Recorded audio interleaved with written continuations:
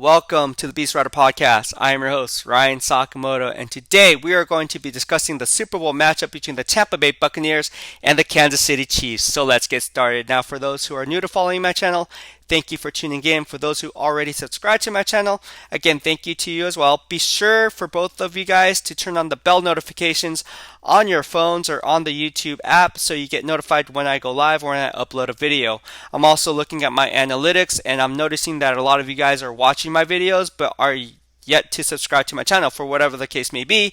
So if you have a YouTube account, go ahead, turn on the bell notifications and subscribe to my channel. It's in the lower right hand corner of every podcast episode. I also include it as a pinned comment section where it says subscribe to my channel with a link to the actual podcast and my subscription channel below that. So again, if you have yet to subscribe to my channel, please do that. I'm trying to build up the BEASTwriter community, and I know it's gaining traction because it's almost at 1,000%.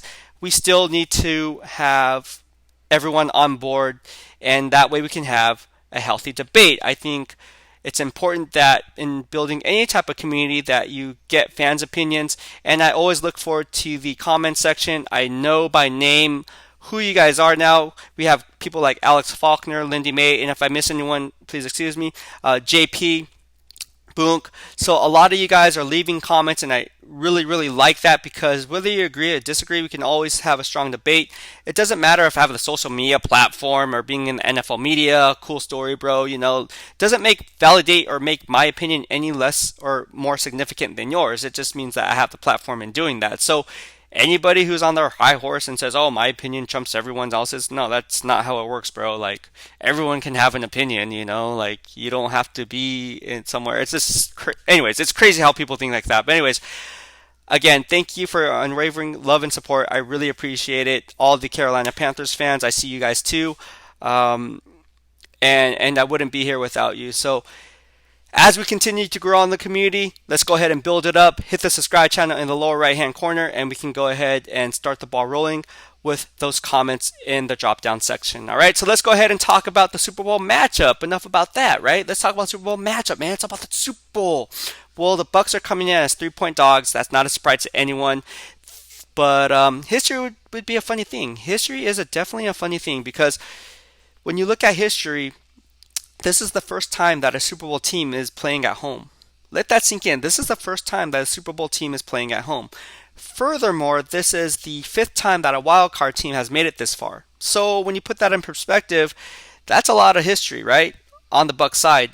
Because one, they have a home field advantage because of the fact that this has never happened in the Super Bowl era or in any era. It has never happened. So for that to come to fruition, everything is new, and especially during COVID season when you're only allowed 22,000 fans at the stadium with 7,500 of them being frontline workers, you have to believe that the edge and the home field advantage is going to be majority Bucs fans. This is a home game for the Bucs fans, and that's huge for the Bucs players because they're in their own stadium and their own element. Like, they know how the locker room is structured. They know where to go. They know how the concourse is. They know where the big screens are. They know everything. Whereas the Kansas City Chiefs don't have that familiarity, especially with and then you talk about the turf, and then you talk about the lighting. I mean, all this has an impact. And when the game, like the Super Bowl, the biggest game of your life on the biggest stage,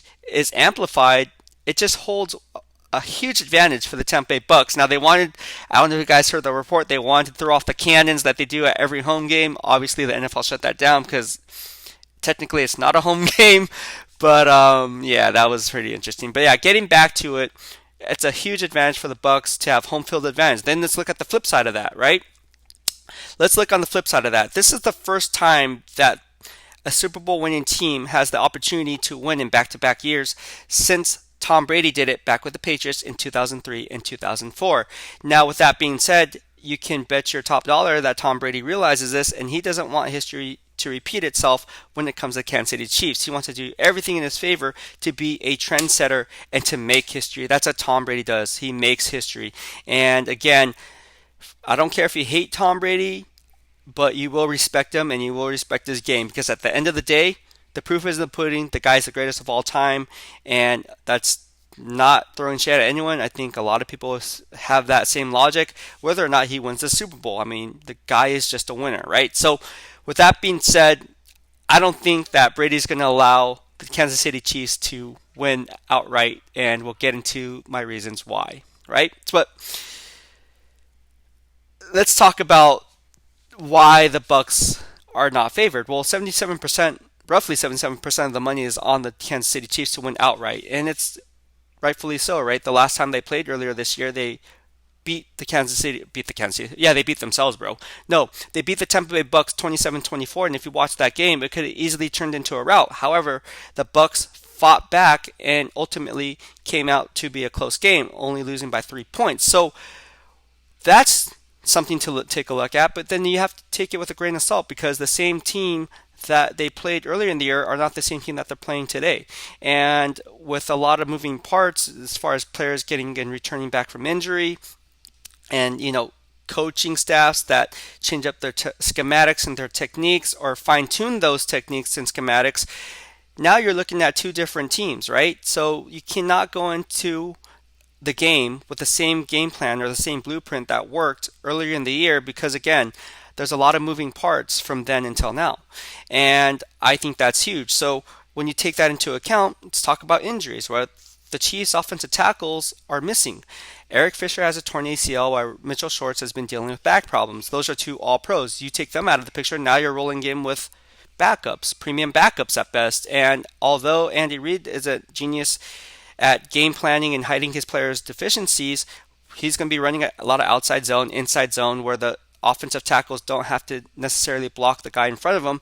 They're going to be more blocking in space or blocking a certain area and leveraging their technique that way. Well, the Bucs' Todd Bowles knows that, so he's going to be able to use what he has in his schematics with that fast and athletic defensive front seven to hold their ground at the point of attack and be able to run sideline to sideline no matter how much window shopping the Kansas City Chiefs throw at them with orbit motions and so forth, sift blocks, you name it, right? So again, that's something that is huge when the Chiefs don't have their top two offensive tackles in the game, because what it does is the Bucs' advantage now, they get the edge because they have JPP and Shaquille Barrett screaming off the edge and pinning their ears back. But then you also have Vita Vea and Ndamukong Suh, who have not been talked about much, but they're going to generate a lot of pressure up front. So as long as that front four can maintain their rush lane integrity, something we haven't seen last year in the Super Bowl when it came to Eric Armstead and some of these other players, not throwing shade, it is what it is.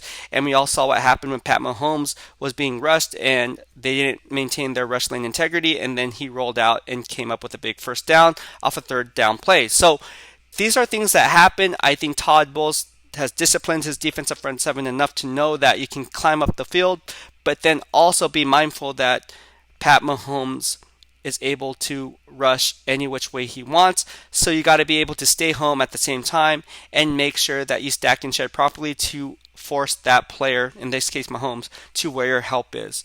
If that help is going toward the boundary because you're using the sideline as an extra defender, then so be it. But depending on the coverage and the splits and how these linebackers are playing their splits based on the techniques that the defensive linemen are playing in front, that's all going to play a role in what Pat Mahomes can and cannot do.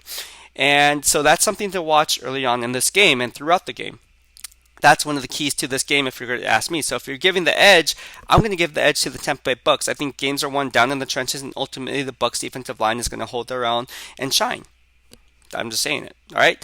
When you take it a step further, peeling back another layer of the onion to get to the core, when you don't have offensive tackles that can hold their own on an island, now, and especially in pass pro, now the wide receiver timing is thrown off because they're expected to get off the routes earlier, get separation earlier than expected. The running game can't get going. And then the quarterback's timing in his head gets thrown off because he's going to feel like he's rushed 0.5 seconds or half a second earlier than he should be.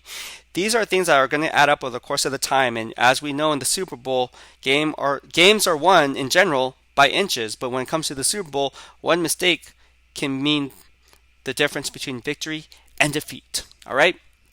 So, with that being said, let's go ahead and talk about the defense. I know I've been talking about the Bucs defense. Defense wins championships. Offense puts fans in the stands, but defense wins championships. I've already said it, and I still have that mindset despite the NFL rules favoring the offense. The defense either wins you the football game or they won't lose it to you, or they won't lose it for you, excuse me, in a close game when they're holding a late lead. And that holds true. You know, when you look at the formula for success on any Super Bowl winning team, it's always backed up by a strong defense at the end of the game, strong running game winning the time of possession, and keeping opposing offenses off the field. You don't think that Tom Brady and company, Bruce Arians, are going to try and keep Pat Mahomes off the field? Of course they are. So they're just going to try to eat up time of possession so that Chiefs offense doesn't have enough time on the clock to really operate from. So look for that to be an issue. But getting back to the defense win championship mentality, yeah, that defensive front seven for the Tampa Bay Bucs is deadly. I just pointed out the players I mentioned above, but yeah, it's something that I don't see being a problem for the Tampa Bay Bucs as far as the Kansas City Chiefs offense. And I know that's crazy because of the Chiefs' high-powered offense, and they have Mecole Hardman, they have Sammy Watkins coming back. Of course, they have Tyreek Hill, the cheetah. They have Travis Kelce running down the seams. Yeah, that's a lot of mismatches, man, one-on-one. But when you can rattle Pat Mahomes early and often, that changes the aspects of everything. And when you have a linebacker like Devin White, when you have guys like Levante David, those linebackers can run sideline to sideline and they can hold their own as underneath defenders. Now, that's something that some would consider a weakness in their game, but let's be honest. If as long as they rattle Pat Mahomes, it doesn't matter how accurate the ball is thrown if they're in position because of the timing that which the ball was thrown. Make sense? It makes sense. All right. So, getting back to how the game's going to end up, I think in the end Brady shines. I think he won't let lightning strike twice when it comes to the Kansas City Chiefs repeating as Super Bowl champions. My predicted stat line for Brady is roughly around 36 of 52 for 348 yards, 3+ touchdowns, whether it be Gronkowski, Mike Evans, you name it, Chris Godwin. And I think it's going to be in a game where the storyline comes down to Tom Brady being down by 4 points, having to drive the distance of the field for a touchdown, not a field goal, to tie the game. So ultimately, this is what I see playing out. Chiefs get a touchdown.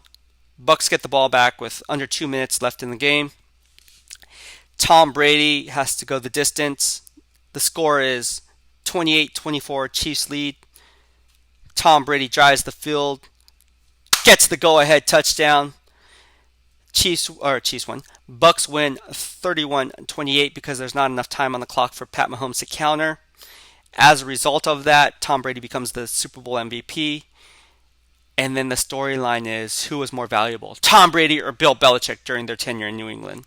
That's what I think it's going to come down to. But no, ultimately, I'm joking aside. But ultimately, that's how I see this game playing out. I think it's going to come down on the final drive, obviously, where the Bucs need to score a touchdown, not a field goal, late in the fourth, and Tom Brady ultimately gets it done on his home field, and that will just capitalize any doubt on whether he's the best quarterback of the game. If there is one, I don't think there is, no matter what the outcome of this game is, but that's how I see it playing out. Now watch me be wrong. All this stuff and all this fluff that I just thrown at you, you're going to be like, okay, and everything opposite will probably take place now. But no, that's how I see the game playing out. And again, my dark horse MVP last year was Kyle Juszczyk. Don't sleep on Devin White from the Tampa Bay Bucs. I see a young P. Willie in there, and I really like what he brings to the table. All right. Well, that'll be it for today. I hope you liked my Super Bowl predictions and analysis. If you did, please hit the subscribe button in the lower right-hand corner of your screen as I keep all things Beast. Thank you for tuning in. Have a good night. Be safe, everyone. Don't drink and drive. And yeah, it's time for the Super Bowl. You guys ready? I'm ready. BEASTwriter, out.